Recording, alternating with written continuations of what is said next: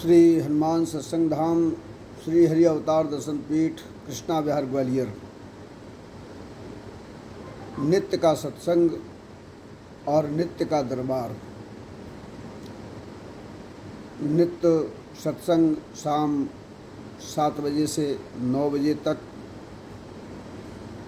और नित्य दरबार सवेरे 9 बजे से 12 बजे तक। अभी हम भक्तों के साथ दिव्य दरबार ब्रह्म विद्या योगपीठ गुरुगद्दी पर उपस्थित हैं। भक्तजनों का आगमन और उन्हें मंगल मूर्ति मारुति नंदन श्री हनुमान जी महाराज की कृपा से और श्री श्री 1008 परमहंस श्री पागलदास जी महाराज समाधि स्थल बरहा वालों की कृपा से दैविक भौतिक ताप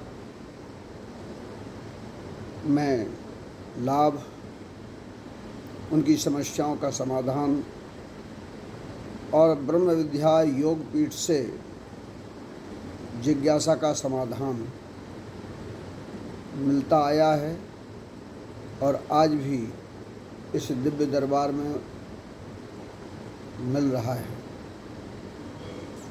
ये अलग बात है कि सभी की बातें अपनों तक रहना चाहिए, इसलिए हम सार्वजनिक रूप से लोगों को इस दिव्य दरबार में अधिकतर सामने नहीं लाते हैं। अपनी बात अपनों तक रहे, क्योंकि संसार में मर्यादा और अनुशासन ये सबके साथ रहना चाहिए।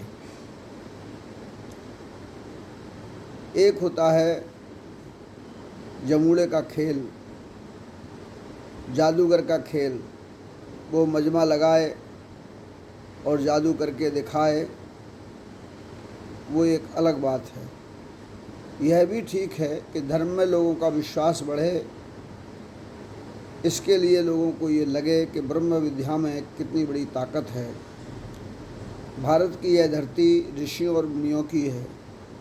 त्रिकालदर्शी ज्ञान भोलेनाथ शंकर भगवान के पास भी रहा, लेकिन यह ज्ञान भी हर अवस्था में नहीं रहता है और इसीलिए भगवान शंकर सती की बात को जान नहीं पाए थे।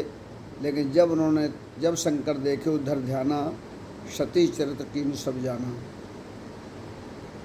ध्यान की पद्धति में ब्रह्म सत्ता जो अंदर कण-कण में व्याप्त है, हर व्यापक सर्वत्र समाना, उस अवस्था में जब संसार से विराग हो, शरीर से विराग हो, इंद्रिय बोध मिट जाए, मन का अंतःकरण के शरीर से भी भीतर चला जाए, उसे ध्यानस्थ अवस्था में आत्मस्थ जब हो जाता है तो आत्मा ही ब्रह्म है और यही ज्ञान ब्रह्म ज्ञान है।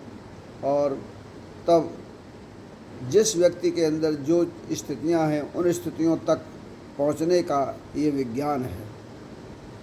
इसीलिए वर्तमान में भी वही सत्य मौजूद रहता है और भूतकाल में भी था और भविष्य में भी रहेगा।